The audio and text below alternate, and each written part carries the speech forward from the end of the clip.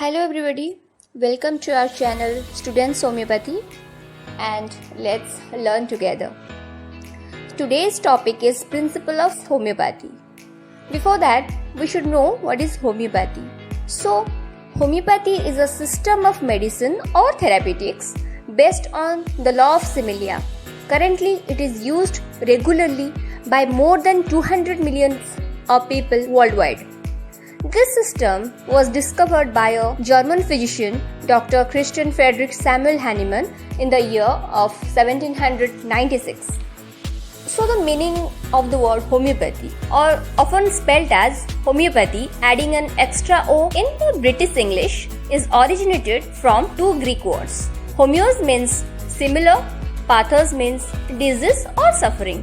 So we can say it simply means treatment with similar disease producing medicine.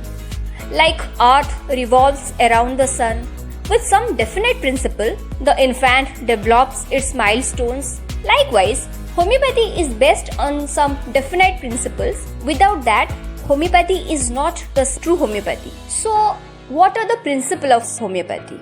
Law of similia, law of simplex or single, law of minimum, doctrine of drug proving, theory of chronic disease, theory of vital force, and doctrine of drug dynamization. So, coming to the first principle, that is law of similia, it tells that any substance which can produce a group of symptoms in a healthy person, that substance can cure those symptoms in sick human being, which simply means disease producing power of a drug is equal to disease curing power. It is believed that this law is originated from ancient India, as we can find glimpses of this law in ancient Indian scriptures. For example, great poet Kalidas has mentioned in one of his creations that poisons can treat poisons. Also, in Ayurveda, the Indian system of medicine, there is mention of Tadarthakari Chikitsa, which is similar to the treatment based on the law of similia. Hippocrates, the Greek physician, the father of medicine, also has mentioned two principles for cure of disease. First, similia similibus curenta, which suggests treatment by the similar means. And the second one, contraria contraris curenta, which suggests treatment by opposite means. But out of these two principles, Hahnemann considered the law of similia is the best and only should be implemented for the treatment. So ultimately it became the principle of homeopathy, that is similia similibus curenta. Let likes be treated by likes. Hahnemann mentioned that a weaker dynamic affection or the disease is permanently extinguished in the living organism by a stronger one, that is the medicine, if the latter is very similar to the former in its manifestations, or which simply means in a patient the weaker disease is cured by the stronger medicine if the medicine is very similar to the disease in its disease producing capabilities. This can be explained with the principle of chemical affinity. When sodium carbonate is added with hydrochloric acid, then the chlorine leaves the weaker hydrogen ion and binds with the stronger sodium and forms sodium chloride. In a similar manner, the vital force prefers to receive and react a stronger but similar dynamic force, that is the medicine, and gives up the previously acting similar but weaker force, that is the disease. And in this manner, the sick gets cured. So coming to the second principle of homeopathy, Hahnemann advocates to use single medicine at a time. He tells in no case it is required to administer more than one single simple medicinal substance at a time. He also tells it is wrong to attempt to employ complex means or more than one medicine simultaneously. This is because homeopathic medicine are proved single and when combined, they may produce a different group of symptoms. Coming to the third principle, that is law of minimum. Another hallmark of homeopathy is that remedy should be administered in the minutest dose, just to stimulate the organism to get cured by himself. Hahnemann tells remedy should given in the minutest dose so as to produce the least possible excitation of vital force. To explain this, let's quote a sentence from Dr. Kent's writing where he tells, homeopathic medicines never cures, it only stimulates the organism to cure itself. If it just to stimulate, then what dose do we need? As per Anne Scourge, small dose stimulate, medium dose paralyzes, and large dose kills. So it always requires the small dose to stimulate the organism. Then how does this stimulation leads to cure? Because the living organism does not behave passively like all other matter of universe, it also follow the law of nature. So it will also follow the Newton's third law, which tells every action has an equal and opposite reaction. So the organism gets cured in the process of reaction to the action of the medicine. So coming to the next principle, that is doctrine of drug proving.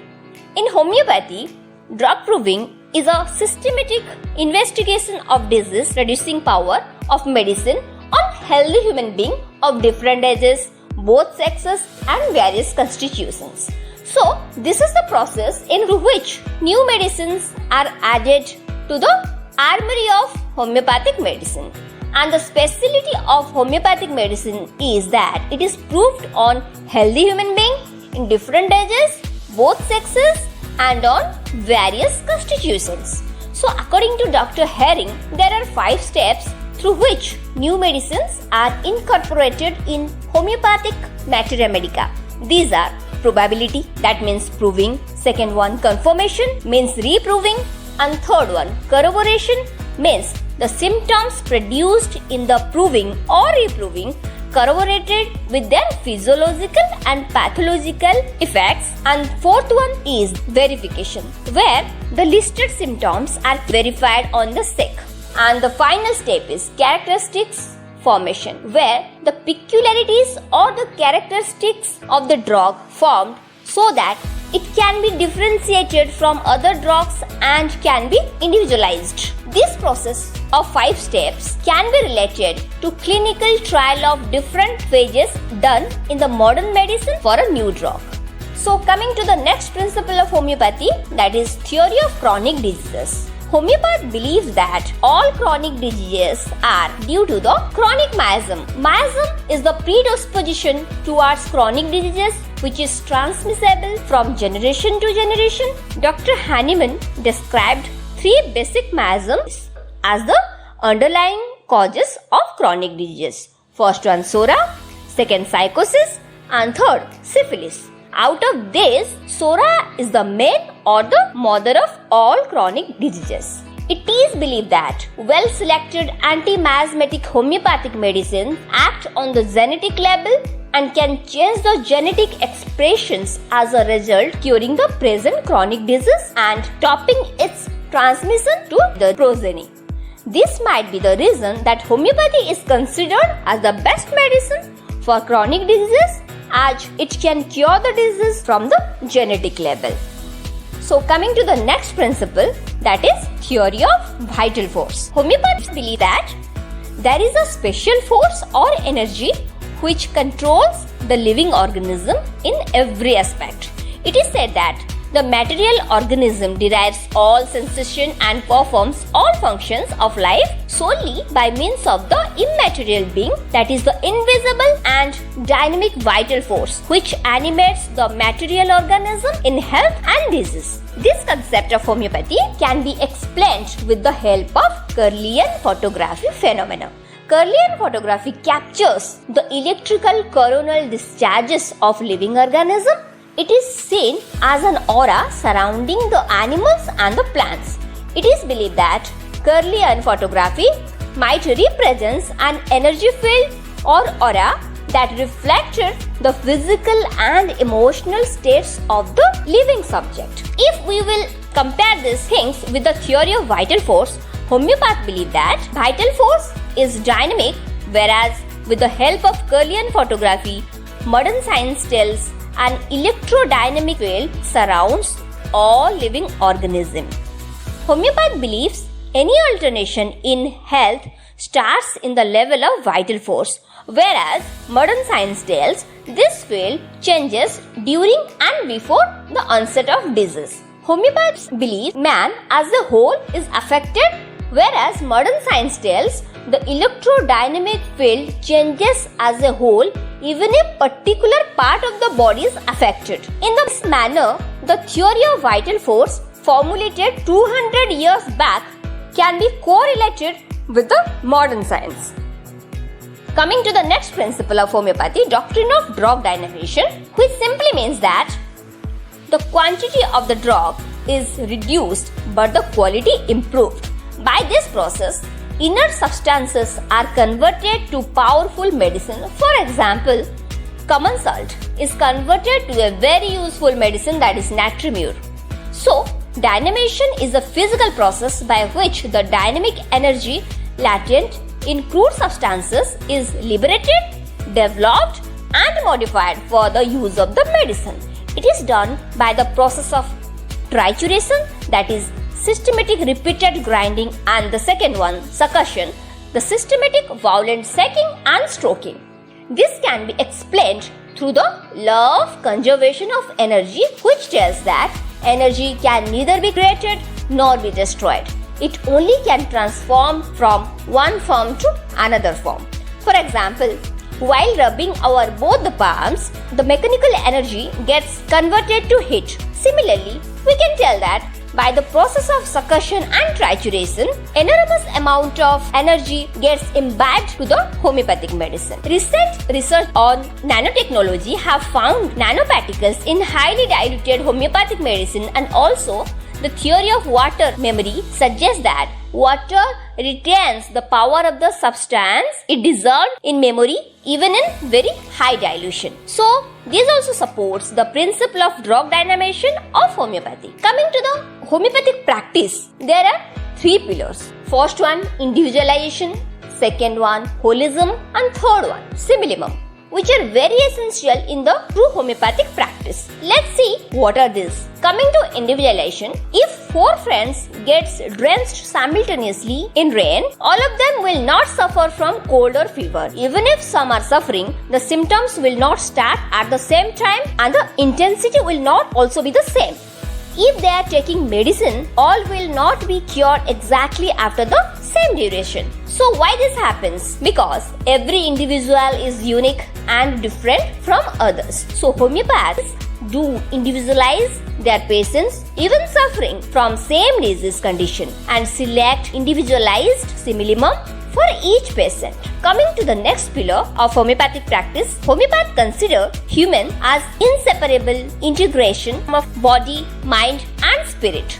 They consider body, mind and spirit are not independent and distinct but are fully integrated in health, disease and treatment. Homeopathy believes it is not the part, organ or system is diseased, but actually the man as a whole is sick. So homeopaths treat the patient, not the disease. Next, the third pillar of homeopathic practice is similimum. So similimum can be defined as the remedy for a patient which matches best with his totality of symptoms on the basis of similarity. So, there can be only one similimum for the patient if selected correctly ensures rapid recovery in a short time. Homeopathy system of medicine also have learned to define a perfect cure in the name of the law of direction of cure or Hering's law of cure. In homeopathic treatment, when cure ensures symptoms of a disease disappear in a definite order. That means the symptoms disappear from above downwards. For example, if the symptoms are present on head, chest, abdomen and extremities, the symptoms of head will disappear first, then from chest and then from abdomen and finally from extremities. The next law of direction of cure tells that in homeopathic cure, the symptoms will disappear from within outwards. For example, if the patient is suffering from both asthma and eczema, symptoms of asthma will go first, followed by the symptoms of eczema. Or if a patient is suffering from skin diseases present both on trunk and extremities, patches from the trunk will heal first. So the third law states that symptoms will go from more important organ to a less important one. For example, if a patient is suffering from both heart and joint symptoms, the symptoms of heart will disappear first, followed by the joint symptoms. So coming to the final law of direction of cure, it tells in perfect homeopathic cure, symptoms should disappear in the reverse order of their appearance. For example, if the symptoms appeared in the sequence of 1, 2, 3 in the disease progression, while in the cure, symptom number 3 will disappear first, followed by the symptom number 2 and then 1. So these are the various principles of homeopathy. Let's conclude this with the quote of Dr. H.A. Robert. He tells, homeopathy is founded upon the principles that are again founded upon natural laws. These natural laws are basic. They are more eternal than heals because these laws are formulated before the heals came into being. Thanks for watching. Please like, follow and subscribe to our channel Students Homeopathy for more videos.